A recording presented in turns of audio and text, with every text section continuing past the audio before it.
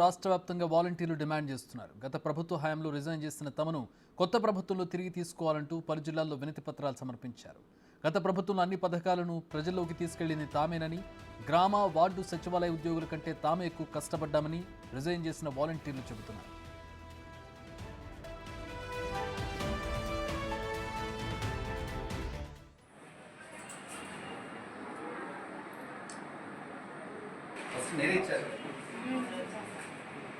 డీటెయిల్గా ఏం అవసరం లేదు, ఒకటే కాన్సెప్ట్ కాబట్టి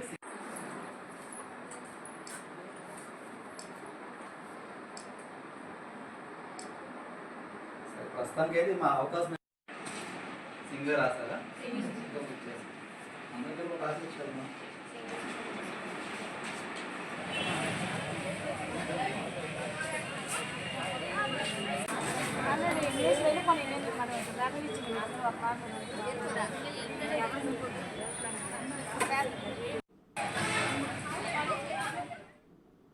అన్నమయ్య జిల్లా పీలేరులోని టీకే కాలనీ సచివాలయంలో పనిచేస్తున్న వాలంటీర్లు తమని తిరిగి విధులకు తీసుకోవాలంటూ ఎంపీడీఓకు వినతి పత్రం అందజేశారు. గతంలో వైసీపీ నాయకుల ఒత్తిడి వల్ల తాము రాజీనామా చేయాల్సిన పరిస్థితి ఏర్పడిందని చెబుతున్నారు. ప్రస్తుతం తమకు జీవనభృతి ఇదేనని, తమను విధుల్లోకి తీసుకోవాలంటూ ఎంపీడీఓకు వినతి పత్రం అందజేశారు. అధికారులు మాత్రం ఈ విషయంలో వారికి ఎలాంటి హామీ ఇవ్వలేకపోతున్నారు.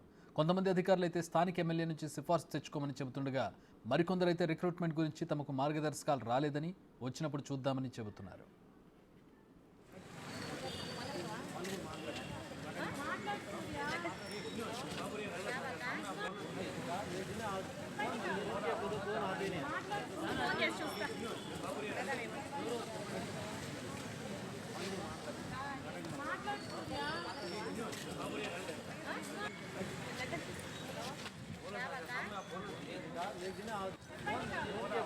అందరికీ నమస్కారం. నేను పీలేరులో మన జేకే కాలనీ ఏదైతే సచివాలయంలో అందులో క్లస్టర్ నెంబర్ 12లో నేను వర్క్ చేస్తున్నాను, కడుగాల స్ట్రీట్లో. గత 5 సంవత్సరాలుగా ఏదైతే నేను క్లస్టర్ వారీగా నేను వాలంటరీ సేవలు అనేది ప్రజలకు వారధిగా, గవర్నమెంట్కి వారధిగా నేను సేవలు నిర్వహిస్తున్నాను. ఇందులో భాగంగా గత ప్రభుత్వం ఏదైతే ఉందో అందులో మాకు తీవ్ర ఒత్తిడికి లోబరిచి మమ్మల్ని కావాల్సిందిగా మా బలవంతం లేకుండా, మా ఇష్టపూర్వకంగా లేకుండా మమ్మల్ని ఏదైతే ఉన్నాయో మా విధుల నుంచి వాళ్ళు అనేది రాజీనామా చేయించారు. ఇప్పుడు మా పరిస్థితి అనేది గత 3 నెలలుగా మాకు ఎలాంటి విధులకు సంబంధించి విధులు లేకుండా ఉన్నాయి, అలాగే పారితోషికం అనేది లేకుండా ఉంది. చాలా ఇబ్బందులు అనేది గురవుతున్నాం. ఇది సానుకూల దృక్పథంతో ప్రభుత్వం దృష్టికి సానుకూలంగా స్పందించి మాకు తగిన న్యాయం చేయాలని కోరుతున్నామండి. అందరికీ నమస్కారం. నెల్లూరులోనూ వాలంటీర్ల ఆందోళన చేపట్టారు. వైసీపీ నేతల ఒత్తిడి వల్లే తాము రాజీనామా చేశామని చెబుతున్నారు. 34వ డివిజన్ కార్పొరేటర్ ఎస్కే ఫమీద భర్త రియాజ్, ఏల్వో వెంకటేష్పై పోలీసులకు ఫిర్యాదు చేశామన్నారు. వాలంటీర్గా పనిచేస్తే తమకొచ్చే 5,000తో కుటుంబాలను పోషించుకునే వాళ్ళమని, ఇప్పుడు ఆ పరిస్థితి లేదని చెబుతున్నారు. తమకు న్యాయం చేయాలంటూ నెల్లూరు రూరల్ చెందిన వాలంటీర్లు పోలీస్ స్టేషన్ మెట్లెక్కారు.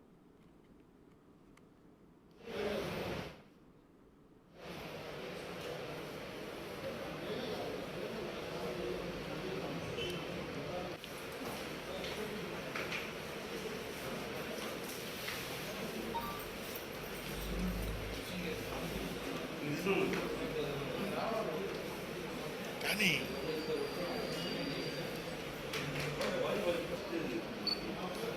వెయిట్ మాట ఉండండి, అట్లా పట్టుకోండి. ఓకే సార్, అట్లా పట్టుకోండి, అలాగే పట్టుకోండి.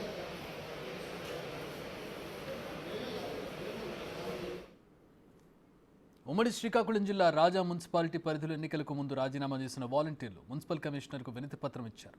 తమను మళ్లీ విధుల్లోకి చేర్చుకోవాలని కోరుతున్నారు. నాడు వైసీపీ నేతలు తమతో బలవంతంగా రాజీనామా చేయించారని, రాజీనామా చేయకుంటే అధికారంలోకి వచ్చాక తొలగిస్తామని చెప్పి బెదిరించడంతోనే తప్పని పరిస్థితుల్లో రిజైన్ చేయాల్సి వచ్చిందని చెప్పారు. వినతులు ఇస్తున్న వారిలో ఎక్కువ మంది మహిళలే ఉన్నారని అధికారులు చెబుతున్నారు.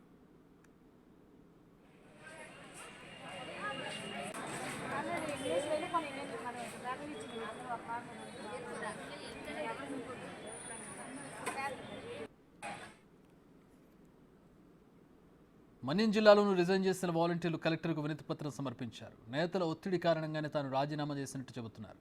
తమను విధుల్లోకి తీసుకోవాలని కోరుతూ మన్యం జిల్లా కలెక్టర్ కార్యాలయంలో జిల్లా కలెక్టర్కు వినతి పత్రం అందజేశారు.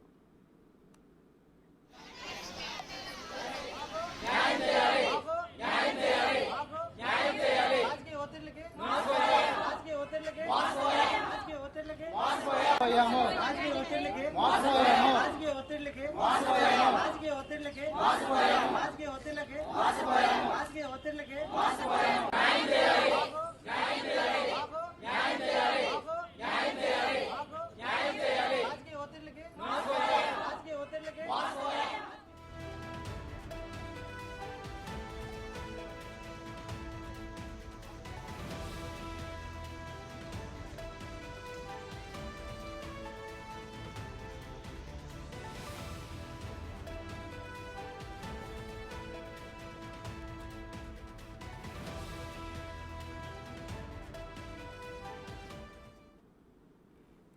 రైట్, వాలంటీర్లు ఏపీ రాష్ట్ర వ్యాప్తంగా కూడా వినతి పత్రాలు ఇస్తూ ఉన్నారు. ఎవరైతే రాజీనామా చేశారో వాళ్ళు వినతి పత్రాలు అందిస్తూ ఉన్నారు, తమను తిరిగి విధుల్లోకి తీసుకోవాలని చెప్పి. దీని మీద ఇంకా అధికారులకు కానీ అక్కడ లోకల్లో ఉన్నటువంటి అడ్మినిస్ట్రేషన్ కానీ ఎలాంటి మార్గదర్శకాలు రాలేదు. ఇంతవరకు అసలు ప్రభుత్వమే పూర్తి స్థాయిలో ఏర్పాట్లు జరిగినటువంటి పరిస్థితి, ఇంకా మంత్రులు కూడా అందరూ కూడా ఛార్జ్ తీసుకున్నటువంటి పరిస్థితి. సో దీంతో ప్రస్తుతం వీళ్ళ వినతి పత్రాల వరకు అయితే స్టేటస్ కో కనపడుతోంది. దీనికి సంబంధించి మరిన్ని వివరాలు మా ప్రతినిధి మల్లికార్జున్ అడిగి తెలుసుకుందాం. మల్లికార్జున్, ఏంటిది ఒక విధానపరమైన నిర్ణయం తీసుకునే అవకాశం ఉందా? అంటే వీళ్ళు ఒక్కళ్ళని కాదు, సాధారణంగా మొత్తం వాలంటీర్ వ్యవస్థకు సంబంధించి టీడీపీకి కానీ జనసేనకు కానీ ముందు నుంచి వాలంటీర్ వ్యవస్థ మీద ఒక నెగిటివ్ ఒపీనియన్ ఉండేది. ఆ తర్వాత ఎలక్షన్ టైంలో వాళ్ళని సముదాయించే పని చేశారు, అంటే వాళ్ళకి మద్దతుగా మాట్లాడినటువంటి పరిస్థితి. ఇప్పుడు దానికి ఒక మంత్రిని కూడా కేటాయించినటువంటి పరిస్థితి, ఒక శాఖ కూడా కేటాయించారు.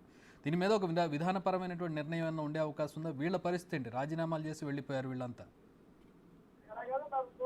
ఎవరైతే రాజీనామా చేసి వెళ్ళిపోయారో వాళ్ళని విధుల్లోకి తీసుకునే అవకాశం ఉండకపోదు. కానీ ఇక్కడ ఎవరైతే మిగిలిన వాళ్ళు ఉన్నారో దాదాపుగా 2.5 లక్షలకు పైగా కూడా వాలంటరీ వాళ్ళు అనేది ఏపీలో కూడా పనిచేస్తున్న పరిస్థితి ఉంది. వారికి గౌరవ వేతనం పేరుతో కూడా 5,000 రూపాయలని ప్రతి నెల వారికి 1వ తారీఖునే జీతాలు వేస్తున్న పరిస్థితి కూడా ఉంది.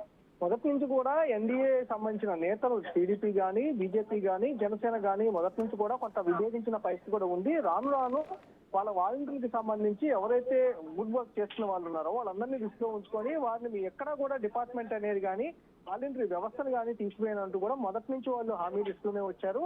మొన్న ఏదైతే సచివాలయం సంబంధించి మంత్రులు మీరు ప్రశ్నలు పెట్టిన సమయంలో కూడా క్లియర్ గా వాలంటీర్ వ్యవస్థ ద్వారా మేము పంపిణీ చేస్తామని చెప్పాము. గతంలో ఏదైతే హామీలు ఇచ్చామో ఆ హామీలు నెరవేరుస్తామంటూ కూడా చెప్పడం జరిగింది. అంటే రిజైన్ చేసిన వాలంటీర్లు అయితే ఇప్పుడు వినతి పత్రాలు ఇస్తున్న పరిస్థితి కనిపిస్తా ఉంది. వాళ్ళు దాని మీద కొంత గందరగోళ వాతావరణం ఉన్నట్టు కూడా తెలుస్తున్న పరిస్థితి ఉంది. అంటే ఎక్కడైతే జిల్లాలలో రిజైన్ చేసి 90,000 దాటిన వాలంటీర్లు ఉన్నారో 90,000 పైగా కూడా పైచిలకు వాలంటీర్లు రిజైన్ చేసిన పరిస్థితి. అప్పుడు వైసీపీ నేతలు తమను ఒత్తిడి చేసి మరి రిజైన్ చేయించి పార్టీలో తిప్పుకున్నారంటూ కూడా వాళ్ళు ఇప్పుడు తీవ్ర విమర్శలు చేస్తున్న పరిస్థితి కనిపిస్తుంది. గతంలో ఎక్కడ కూడా రిజైన్ చేసినప్పుడు ఏడా మాట్లాడిన పరిస్థితి కూడా వాలంటీర్లో ఉంది. ఇప్పుడు ప్రభుత్వం మారిన తర్వాత తమను పట్టించుకోవాలి, వాళ్ళు ఒత్తిడి వల్ల మేము రిజైన్ చేశాం తప్ప మాకు ఇష్టపూర్వకంగా మేము రిజైన్ ఏం చేయలేదనే విషయాన్ని వాళ్ళు చెప్తా ఉన్నారు. ఒక పక్క ఆర్డీఓలతో ఇలాగే ఎంపీడీఓలకు వినతి పత్రాలు ఇస్తా ఉన్నారు. అలాగే మరి కొంతమంది ఎంపీలను కానీ ఇటు ప్రజాప్రతినిధులు కూడా కలుస్తా ఉన్న పరిస్థితి కూడా కనిపిస్తా ఉంది రాష్ట్ర వ్యాప్తంగా. మిగిలిన వాలంటీర్ వ్యవస్థకు వస్తే చూసుకుంటే కనుక దాదాపు 1,50,000 మందిగా వాలంటీర్లు అయితే ప్రస్తుతం విధుల్లో ఉన్నారు. ఎలక్షన్ కమిషన్ గతంలో 3 నెలల పాటు కూడా వాళ్ళందరినీ హోల్డ్ చేయడం జరిగింది. వీళ్ళకి వాలంటీర్ వ్యవస్థకు సంబంధించి విధానపరమైన నిర్ణయం, అంటే ప్రభుత్వం ఇది ఒక నిర్ణయం తీసుకోవాలి వాటి, ఎందుకంటే ఎలక్షన్ కమిషన్ నిర్ణయం తీసుకుంది.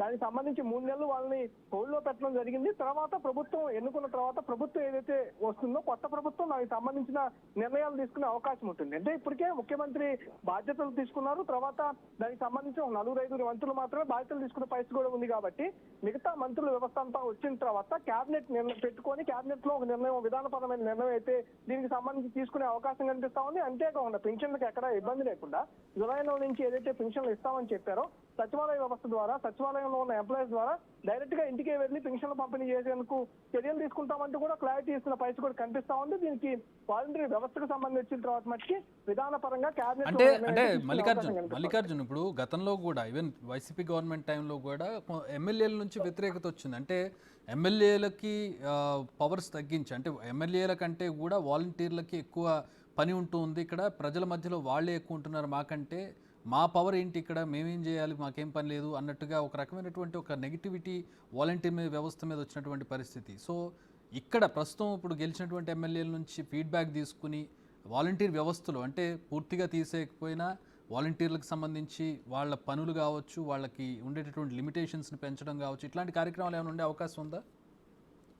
తప్పకుండా. ఎందుకంటే వైసీపీలో ఉన్న చాలా మంది ఎమ్మెల్యేలు కూడా డైరెక్ట్ గా ముఖ్యమంత్రిగా ఉన్నప్పుడు జగన్ కూడా స్వయంగా వాళ్ళు చెప్పడం జరిగింది. వాలంటీర్లు అనేవాళ్ళు ప్రజలకు అనుసంధానంగా సచివాలయ వ్యవస్థకు ప్రభుత్వానికి అనుసంధానంగా పనిచేయడంతో పాటు మిగతా కార్యక్రమాలు మొత్తం కూడా వాళ్ళే చూస్తా ఉన్నారు. మాకు ప్రజలకు వారధిగా ఉంటున్నారు తప్ప మమ్మల్ని డైరెక్ట్ గా వాళ్ళు వెళ్ళాల్సిన పరిస్థితి లేదు. ప్రజలు కూడా మా దగ్గరికి వస్తున్న పరిస్థితి కూడా కనిపించడం లేదు. ఇది గ్యారంటీగా పార్టీకి పెద్ద దెబ్బ తగులుతుందంటూ కూడా గతంలో ఎమ్మెల్యేలందరూ మాజీ ముఖ్యమంత్రి జగన్మోహన్ రెడ్డి కూడా చెప్పిన పరిస్థితి. కానీ అప్పుల్లో కూడా ఈ వాలంటీర్ వ్యవస్థకు సంబంధించి ఎక్కడో కూడా జగన్మోహన్ రెడ్డి వాళ్ళ గురించి ఈ తీసేయడం కానీ అట్లాంటి ఈ వ్యవస్థను రద్దు చేయడం కానీ అలాంటి ఏం చేయకుండా వారిపైన నమ్మకం పెట్టుకొని అటు వెళ్ళిన పరిస్థితుంది. అలాగే వాలంటరీ వ్యవస్థకు సంబంధించి ఎన్నికల కమిషన్ నిర్ణయం తీసుకున్న తర్వాత పూర్తి స్థాయిలో 90,000 మందికి పైగా ఒత్తిడి చేసి రాజీనామా చేయించాలని వాలంటీర్లు చెప్తున్న పరిస్థితి కూడా కనిపిస్తా ఉంది. మిగతా 1,50,000 మంది అంటే దాదాపుగా 2.5 లక్షల మంది ఆ వ్యవస్థలో పనిచేస్తున్న పరిస్థితి ఉంది. అందులో 90,000 మంది మాత్రమే రిజైన్ చేసి ఇటు పనిచేసిన పరిస్థితి. వారే ఇప్పుడు డిమాండ్ చేస్తున్న పరిస్థితి. మమ్మల్ని ఒత్తిడి చేసి రాజీనామా చేయించారు కాబట్టి మీరు తీసుకోవాలి, మాకు న్యాయం చేయాలని డిమాండ్ వినిపిస్తున్న పరిస్థితి. ఇంత మొత్తంలో పెద్ద మొత్తంలో 90,000 మంది పైగా రిజైన్ చేసిన తర్వాత వారిని మళ్ళీ తీసుకోవాలి అంటే కంపల్సరీగా అది ఒక పెద్ద నిర్ణయం, అంటే పాలసీ ప్రకారం పెద్ద నిర్ణయం అయితే ప్రభుత్వం తీసుకోవాలని వచ్చి కూడా వినిపిస్తా ఉంది. కానీ ఒక హామీ అయితే ఇచ్చింది కదా మల్లికార్జున్, అంటే అధికారంలోకి వచ్చే ముందు అంటే ఎలక్షన్ టైంలో హామీ ఇచ్చింది, వీళ్ళ వేతనానికి సంబంధించి పెంచుతామని చెప్పి హామీ ఇచ్చింది, వాళ్ళకి సంబంధించి ఒక భరోసా కూడా ఇచ్చింది. అవి నెరవేర్చే పరిస్థితి ఉందా? కంపల్సరిగా అంటే మొన్న మాట్లాడినప్పుడు మంత్రులు కూడా క్లారిటీ ఇచ్చారు. దీనికి సంబంధించి ఎక్కడా కూడా వ్యవస్థను మేము డిస్టర్బ్ చేయము, కానీ వాళ్ళని ఎలా వాడుకోవాలి, ఎలా ప్రభుత్వానికి వారంలో ఉంచుకోవాలనే విషయంపై కూడా నిర్ణయించుకుంటామని చెప్పడం జరిగింది.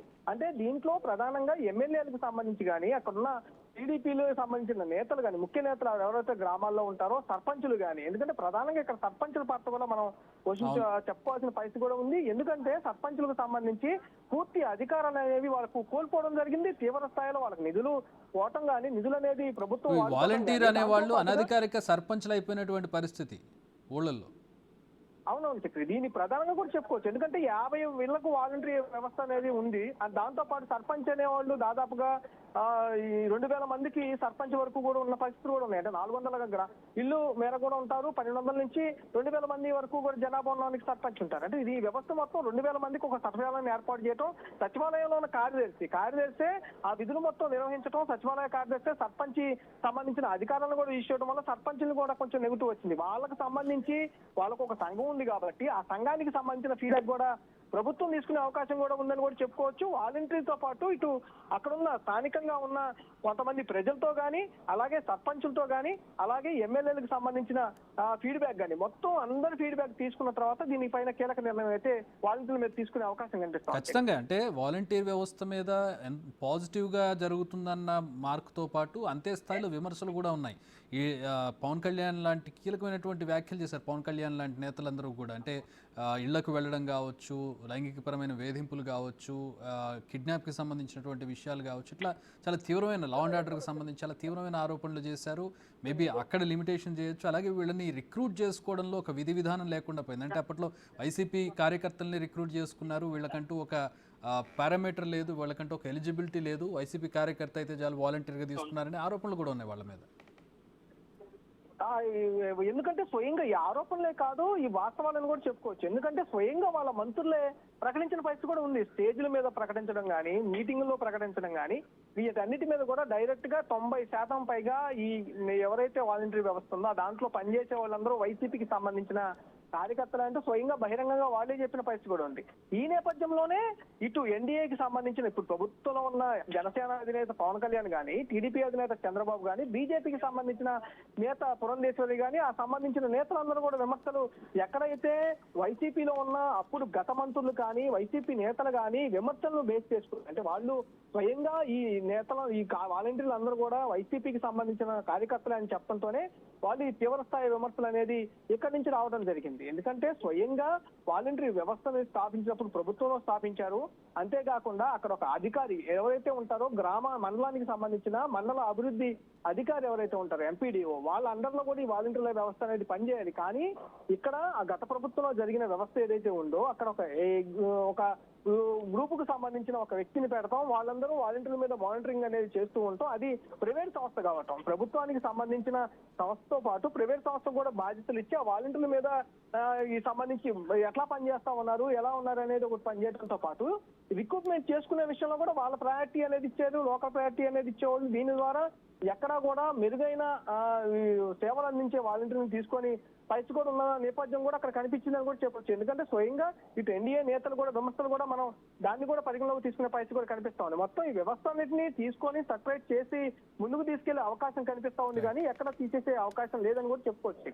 Right thanks for the updates Mallikarjun. Volunteer వ్యవస్థను రద్దు చేయకపోవచ్చు, కానీ దీంట్లో ఉన్నటువంటి విధి విధానాలు, వాళ్ళకు ఉండేటటువంటి పవర్స్ కావచ్చు, పనులు కావచ్చు, వాళ్ళని రిక్రూట్ చేసుకునేటటువంటి విధానం కావచ్చు, ఇవన్నీ మారే అవకాశం కనపడుతుంది. అయితే ఇంకా పూర్తి స్థాయిలో ప్రభుత్వ ఏర్పాటు అనేది జరగలేదు, ఇంకా మంత్రులు ఛార్జీలు తీసుకోలేదు, క్యాబినెట్ మీటింగ్ జరగలేదు, విధానపరమైనటువంటి నిర్ణయాలు తీసుకునే అవకాశం ఇంకా టైం పట్టే అవకాశం కనపడుతుంది. మొత్తానికైతే ఇప్పుడు రిజైన్ చేసినటువంటి వాలంటీర్లు తమను తీసుకోవాలని చెప్పి వినతి పత్రాలు ఇస్తూ ఉన్నారు.